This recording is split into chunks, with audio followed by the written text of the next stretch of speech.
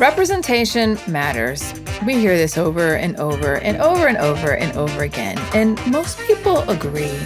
However, not all representation is created equal, and this is important to recognize, especially to ensure your efforts in including more people in your marketing are received positively rather than being met with frustration and skepticism. As the number of brands embracing inclusive marketing and prioritizing visual imagery that accurately represents their target audience grows, it becomes crucial for marketers to become well versed in how to do representation in marketing the right way. When done right, it demonstrates to underrepresented consumers that you're committed to them and their communities. When done right, representation in marketing makes the people you serve feel seen, supported, and like they belong with you. So after this short break, I'm going to walk you through what consumers have shared with me in recent years about what's important for them to see in terms of representation from a marketing standpoint. All right. Did you know that most businesses only use 20% of their data? That's like reading a book with most of the pages torn out or paying for a coffee that's just 1/5 full. Point is, you miss a lot unless you use HubSpot. Their customer platform gives you access to the data you need to grow your business. The insights trapped in emails, call logs, and transcripts, all that unstructured data that makes all the difference. Because when you know more, you grow more. And when you get a full cup of coffee, you can do more too. But I digress. Visit HubSpot.com today. Before we get too deep into what consumers have to say about representation in marketing, let's make sure we're on the same page about why representation in marketing is so important. Now, the people you serve need to see themselves and who they aspire to be reflected in the visual imagery your brand puts forth. When they see themselves, it is a permission slip to take the next step forward with you in your customer journey. When they don't, many consumers receive the message, "This isn't for me," and go off in search of another option that does make them feel like they belong. In the 2021 State of Representation and Marketing study I conducted, it revealed that 74% of consumers choose to buy from and engage with a brand as a result of seeing themselves represented in the visual imagery a brand puts forth. Representation also has the effect of impacting how consumers feel about themselves. In that study, one consumer said they wish brands knew the damage they do by underrepresentation. Another consumer said they wish brands knew how much it can affect someone and their feelings about themselves when they never see themselves represented in marketing. It's like they're not important. These sentiments were present on social media in 2018 when Cosmopolitan UK put plus-size model Tess Holliday on the cover. One woman shared, "If I had seen plus women like me on magazines growing up, it wouldn't have taken 25 plus years to love my body." With representation, brands have both power and responsibility to influence not only the way consumers feel about themselves, but also how they feel about other people. One study showed that exposure to highlight reels of women's sports changed attitudes for the better toward female athletes. French telecom company Orange followed this insight and created an ad in advance of last year's FIFA Women's World Cup, highlighting that good representation really can influence perceptions of underrepresented groups. In this case, the skill, competitiveness, and emotion of women's sports. This ad is amazing. I remember the first time I saw it, I was all choked up and emotional. I'm going to drop a link to it in the show notes for you so you can see it too. As you work to build an inclusive brand that makes more of the people you serve feel like they belong with you, know that taking the time to get representation right will have a significant impact on many, including you and your customers. Embrace these principles that I'm going to walk you through to engage in representation in the way in which consumers want you to.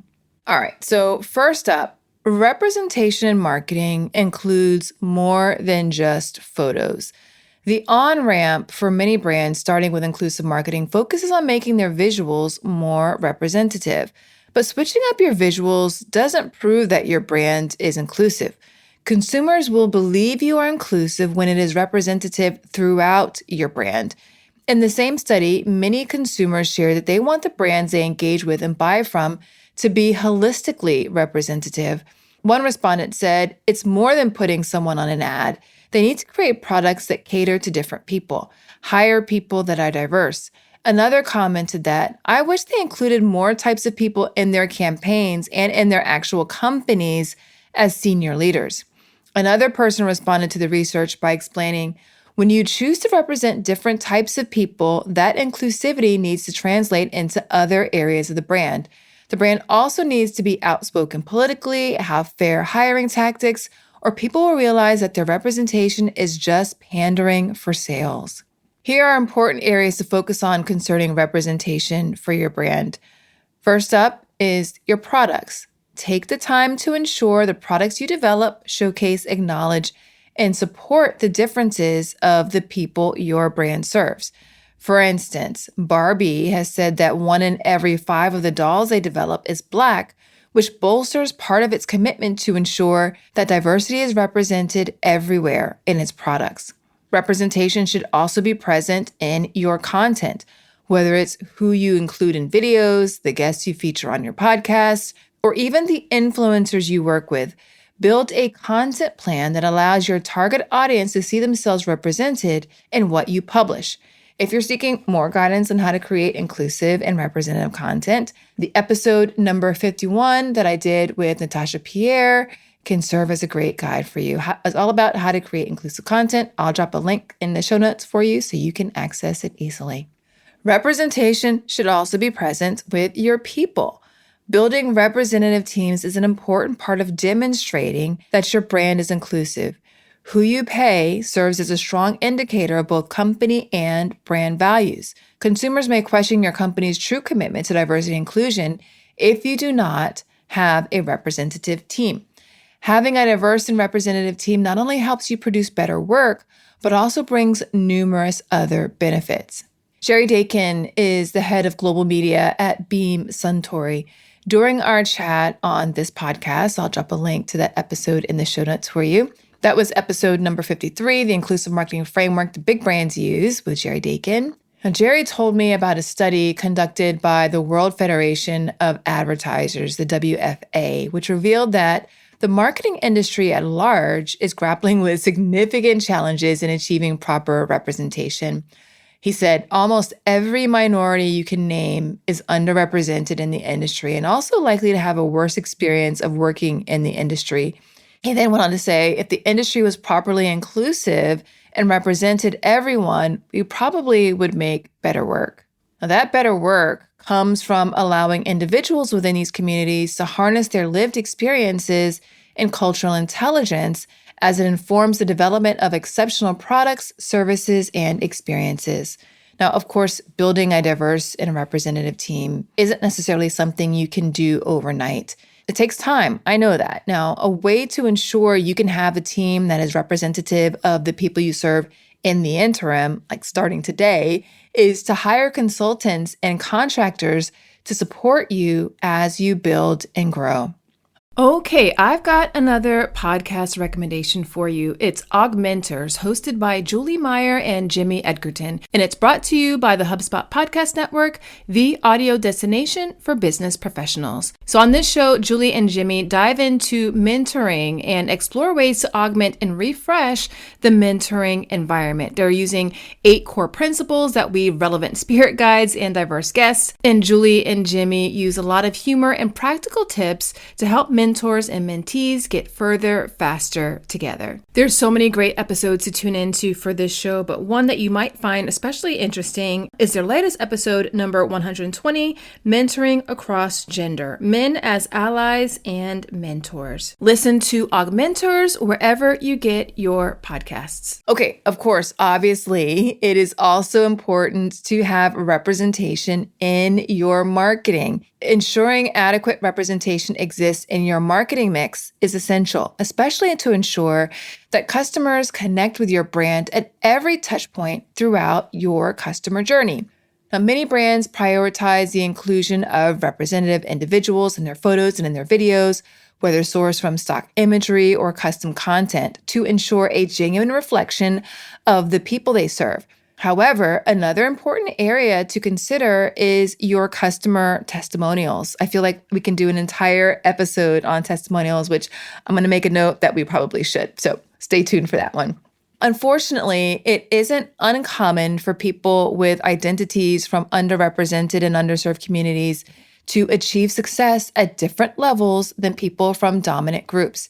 These disparities are often the result of systemic and societal barriers not directly related to the problem your brand solves. But still, these issues do hurt organizational success. I covered this issue in depth in episode number 45, Factors that Influence Your Customer Success That You Should Be Aware Of. I will also drop a link to this one in the show notes for you. It was a really good one.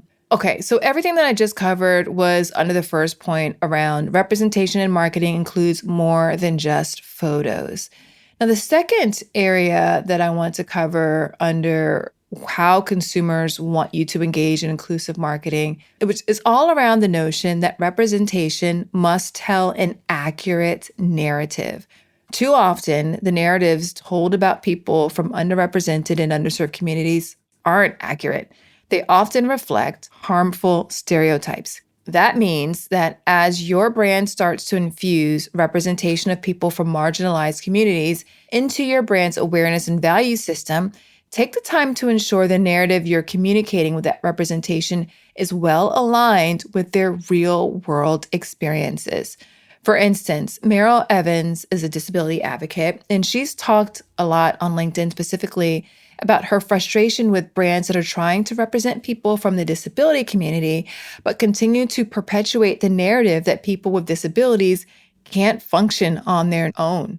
She wrote a note on LinkedIn saying, "My fellow deafies and I, who prefer sign language, would appreciate avoiding the use of photos with the help sign.